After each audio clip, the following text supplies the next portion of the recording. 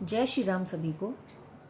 जिनको ये लगता है कि नारी सशक्तिकरण आज हुआ है, उनको ये वीडियो अवश्य सुनना चाहिए। हमारे सनातन धर्म में नारी को यूं ही देवी, दुर्गा या काली स्वरूप नहीं माना जाता, लेकिन आजकल के लिब्रांडुओं को कौन समझाए। जो नारी का मान और सम्मान हमारे सनातन धर्म में है, वो किसी अन्य मजहब या पंथ में नहीं है। आगे आप देखें और खुद समझें। साथी लोग बैठे हैं, गुजरात का उदाहरण देती हूँ। रानी नायिका देवी 12वीं शताब्दी में मोहम्मद गौरी को पता चलता है कि पाटन के राजा की डेथ हो जाती है, तो मोहम्मद गौरी आबू की घाटी पर अपनी सेना लेके आता है और अपने सैनिक, अपना जो दूत है उसको बोलता है, क्योंकि इन लोगों में तो महिलाओं को कमजोरी माना गया है। हमारे धर्म में नारी शक्ति कहा गया है, इनमें क्या कहा गया है कि महिला जो है वो क्या है, खेती है, उसको जितना मर्जी उतना जोतो, और वो मात्र बच्चा करने की मशीन है, और आपके जो अंदर की काम तृष्णा है उसकी पूर्ति मात्र उपभोग की वस्तु महिला है, ऐसा इनमें कहा गया है। तो ये बाबर, औरंगजेब, खिलजी की औलादों को भी, मोहम्मद गौरी की औलादों को भी यही लगता था कि ये आर्य भूमि की आर्य वीरा भी एक तुच्छ नारी तो है, उपभोग की वस्तु तो है। तो उसके दूत को भेजा, दूत गया रानी नायिका देवी के पास, जो हमारी पाटन की रानी, और उस समय स्टेट व्यवस्था होती थी। तो भारत के टॉप 3 स्टेट में से, ऐसे साम्राज्य में से जो सबसे समृद्ध है, उसमें से एक पाटन था, हमारे गुजरात का। रानी के पास वो दूत आता है और रानी नायिका देवी को कहता है कि मोहम्मद गौरी सेना लेके घाटी पे आ गया है। मोहम्मद गौरी की 3 शर्तें हैं, यदि आप ये तीनों शर्तें मानती हो तो मोहम्मद गौरी आप पर अटैक नहीं करेगा, आपके राज्य पर अटैक नहीं करेगा। रानी ने कहा शर्त बता।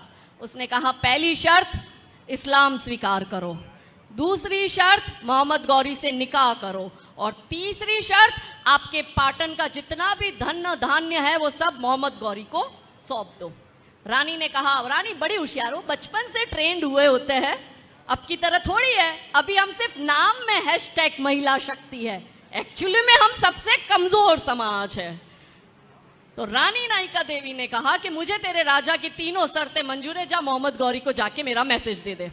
रानी ने बुलाया अपने सेनापति को और कहा चल मुझे बता कितने हाथी है, कितने घोड़ा है, कितने सैनिक अभी लड़ने को तैयार है, और आसपास कि कितने राजा अभी हमारे साथ जुड़कर युद्ध करने को तैयार है। क्योंकि उस समय भी MOU होता था, संधिया होती थी कि किसी एक राजा पर अगर अटैक होता है तो आसपास के जिससे संधि हुई है वो उसी समय उस युद्ध में शामिल होगा। सेनापति कमजोर, वो डर गया। उसने रानी को कहा, हमने रानी लक्ष्मीबाई की कहानी तो सुनी कि रानी पीछे 1857 में अपना छोटा सा बच्चा बांधकर युद्ध लड़ने अंग्रेजों से गई, मगर रानी नायिका देवी तो 12वीं शताब्दी में छोटा सा उनका बच्चा। सेनापति ने कहा कि आप तो, आपका छोटा सा बच्चा, आप विधवा, आप क्या ही कर लोगी, और उसकी सेना देखो, आपकी सेना देखो, आप तो ये युद्ध लड़ना और जीत भी नहीं सकती। रानी क्रोधित हो गई ऐसी कमजोरी वाली बातें सुनकर। रानी ने उस सेनापति को वही निकाला, खुद ने सेना की कमान अपने हाथ में ली और रानी ने पूरी स्ट्रेटजी बनाई। और रात में आबू की घाटी पर जब मोहम्मद गौरी की सेना सो रही थी, तब रानी ने उस पर आक्रमण किया और उनकी पूरी सेना को काट कर, मार कर खत्म किया। और मोहम्मद गौरी देखता है कि इसने तो मेरी पूरी सेना खत्म कर दी, तो वो अपनी जान बचाने के लिए मोहम्मद गौरी भागता है और रानी के पीछे अपना बच्चा बंधा हुआ होता है। रानी उसके पीछे जाती है और रानी देखती है कि वो मेरी पहुंच से थोड़ा दूर हो गया है।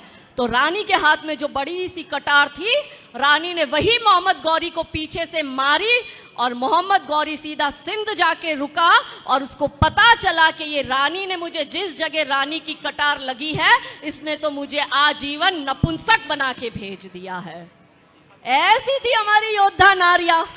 हम इनकी गौरव गाथा सुनाते नहीं, बॉलीवुड वाले इन पे फिल्म बनाते नहीं, माता पिता सिखाते नहीं, स्कूल कैरिकुलम में तो बाबर से लेके औरंगजेब की पीढ़ियां रटवा दी जाती है, तो बच्चियों को रानी नायिका देवी का इतिहास बताएगा कौन? हमारी बच्चियां वो देखती है करीना खान को, फिर उसको वो शाहरुख, सलमान, सैफ अली खान ही तो पसंद आएगा। आपने, हमने अपनी बेटियों को यदि नायिका देवी की गौरव गाथा, यदि जीजा माता की गौरव गाथा सुनाई होती, तो कोख से छत्रपति शिवाजी महाराज पैदा होते।